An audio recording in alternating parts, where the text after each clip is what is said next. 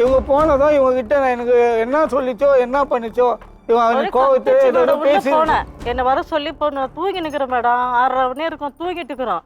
Phone அடிச்சதை ஏற்று போய் நான் ஃபோன் எடுத்தேன். ஏம்மா வீட்டுக்கு வா நீன்னு சொல்லிச்சு என் பொண்ணு. என்னம்மா இல்லை வீட்டுக்கு வா நீ உங்கள்கிட்ட பேசணும்னு வந்துச்சு. சரி நான் வீட்டுக்கு போனேன். நான் வீட்டுக்கு போனேன். இது உட்காந்து இருந்தது.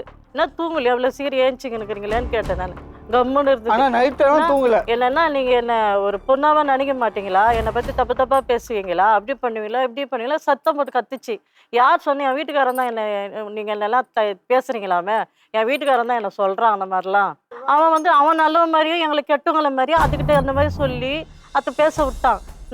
நீங்கள் போட்ட நகைலாம் கூட சொல்லி காட்டுறீங்களாமே. எனக்கு எந்த நகையும் வேணாம், நீங்கள் எடுத்துன்னு போங்க சொல்லி செவிட்டி அடிச்சிருந்தாங்கலாம். நான் எதுவுமே எடுக்கல. இது கோவமாகுது. என்னம்மா ஆச்சு? என்ன சண்டை போட்டிங்களா? நைட்லாம் சண்டை நடந்ததா? சண்டை போட்டு தான் என்கிட்ட எப்பவுமே பேசும் அந்த மாதிரி. சண்டை போட்டியாம்மா சண்டை போட்டு எதுவுமே சொல்லலை. அது நீ போ கம்ம நீ போன்னு சொல்லிச்சு. இவன் என்ன சொல்கிறான்? நீங்கள் போங்க, அதுக்கு கோவம் தீந்துடும், அப்புறமா போய்டு, இன்னைக்கு போங்க கிளம்பி போங்க. கதவு மூடிக்கிச்சு. உன் பொண்ணு தற்கொலை பண்ணி சொல்லவே இல்லை. எதுவுமே சொல்ல. நைட்லாம் சண்டை நடந்தது, இந்த மாதிரி பண்ணிக்கு போகிறோம் சொல்லுது அப்படின்னு சொல்லியிருந்தவொன்னு அவர்கிட்ட சொல்லியிருப்பேன். அதெல்லாம் என்கிட்ட எதுவுமே சொல்லலை. நீங்கள் போங்கன்னு சொன்னால் நான் வந்துட்டேன் வீட்டுக்கு.